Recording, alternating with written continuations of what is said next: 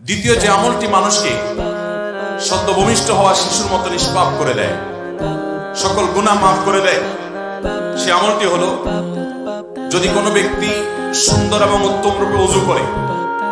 উত্তম রূপে ওযু কিভাবে হয়? উত্তম রূপে ওযু হবে তখন যখন এই ওযুতে আপনি কোনো পানির অপচয় করবেন না। আমরা আজকাল শহুরে জীবনে এমনকি গ্রামেও আমরা ট্যাপে ওযু করি। বেশিরভাগ মানুষ ট্যাপে ওযু করতে গিয়ে যে পরিমাণ পানি আমরা ব্যবহার করি, নিচে যদি একটা বালতি রেখে আপনি একটু দেখার চেষ্টা করেন যে কি পরিমাণ পানি আপনি ব্যবহার করেন, তো দেখা যাবে একবার ওযুতে প্রায় এক বালতি পানি পুরোপুরি লেগে যাবে। ঠিক না ঠিক? অথচ আল্লাহ রাব্বুল আলামিন আমাদেরকে কোরআনে কারীমে অপচয় করতে নিষেধ করেছেন। ঈমানদার কখনো অপচয় করতে পারে? পানি আমার ট্যাঙ্কিতে অনেক আছে, এই অজুহাতে আমি পানি অপচয় করব না। আমার ট্যাঙ্কিতে থাকতে পারে, আরেকজনের ট্যাঙ্কিতে নাও থাকতে পারে। সমুদ্রেও যদি কেউ ওযু করে, সেখান থেকে পানি নিয়ে ওযু করার সময় যেন অপচয় না করে। নবী সাল্লাল্লাহু আলাইহি ওয়াসাল্লাম পরিষ্কার